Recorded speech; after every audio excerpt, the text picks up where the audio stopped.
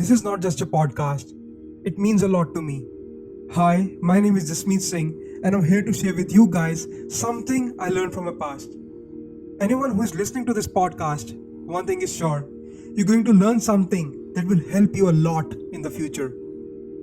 There are times in life when you want something to happen, and it happens, but the other way, the opposite way. It feels like you have been knocked down, you feel sad, you just want to cry harder and harder, but it's okay to feel that way. I too went through all those feelings, so it's okay to not to be okay. There is no big deal. What's not okay is that you're pretending to be okay. Here I'll talk about the book Who Moved My Cheese because it guided me to find my way. If you haven't read that book, no problem. You'll still understand this podcast.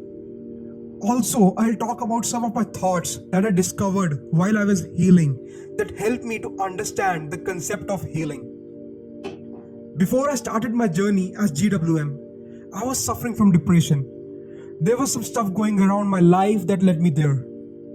That journey, the journey before GWM, was tough. And the toughest part was I had to travel all by myself. And it was also the best part because traveling alone taught me the concept of healing. If you're sad, you're low or depressed, that means some thoughts are going around in your mind. That can be related to your past, your wanting that wasn't fulfilled, or can be anything that's causing pain. That's not important right now. What's important is that it's your thoughts, your memories that's causing pain. Things that don't exist in reality, it is only present in your mind which is causing pain. For example, if you want something in life, let's say if you want a car and you didn't get, and now you're sad, you're feeling low. So you're sad not because you didn't get the car, you're sad because of the thought of you getting the car that wasn't fulfilled. And that thought is the actual reason behind your feelings. And now, if you change your thought of not getting what you want to accept that you didn't get, where's the problem? You won't feel low, you won't be sad, you'll work even harder to get it. So your problem lies within your thoughts. In life, change is necessary.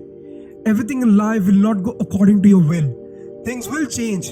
Your wanting may not be fulfilled every time, so you have to move with the change. We are sad, we are suffering because of the things that have changed from what we thought it to be. If you want to heal, you first need to allow yourself to feel. Feel your pain, feel your emotions. Don't stop yourself from feeling. Don't find an escape from your feelings. You can run away from your feelings, but once you're tired and stop running, you have to deal with them again. So it's better to allow yourself to feel. Face it rather than escaping it. Change is necessary. It will help you to grow, but escaping change will take you nowhere. So the book, Who Moved My Cheese, where the cheese is a metaphor of what you want in life, made me realize that change is necessary. If I want to be a better version of myself, I need to learn to adapt according to the change. According to the author, when in life you're experiencing change, you act like one of those 4 characters from the book. Those characters are the mice, Snuff and Scurry, and the little people, same size of the mice, named Hem and Haw.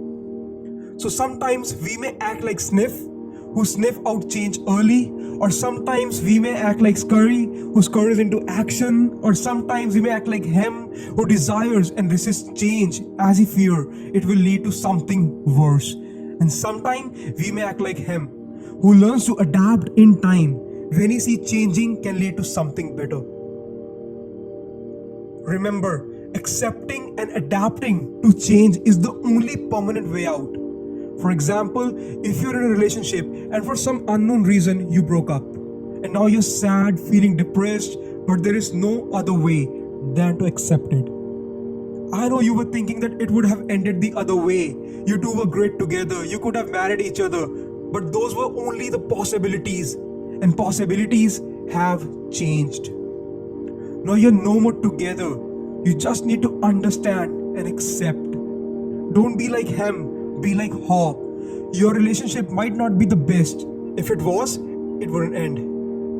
Maybe this change can lead you to something better, a better life partner that you actually deserve. So if you want to heal, you first need to allow yourself to feel. And secondly, ask yourself if that thing, that fear of losing someone, or those memories of someone that's hurting you wasn't there. You won't remember them anymore, or your fear weren't there in you. What would you be doing? You just cry for those same memories over and over again. If you're crying, it's not because of your past. Take it as your past is a film and you're crying for those 3-4 scenes from the film that you remember. And those scenes keep on repeating over and over again whenever you cry. In other words, you're crying for the same memory over and over again.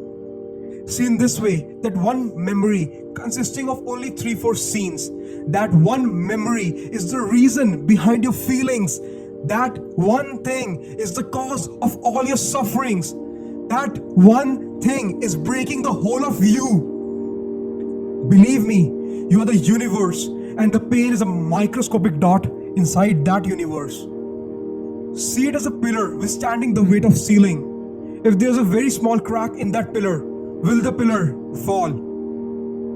No, it won't. The pillar is you, and the crack is just your sufferings caused by the ceiling, caused by your problems. I know some people might say that the crack might not always be that small to affect the pillar. It can be as big to break the pillar. But believe me, the problem is just the problem. It can never be big or small.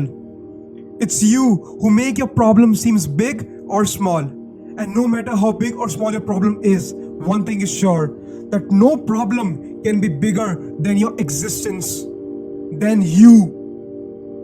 So don't allow that one thing to cause so many sufferings that can break you. Understanding the fact that how small is your problem and how big you are is the only way how you actually heal. So, who are you? Who you are, and what's your worth?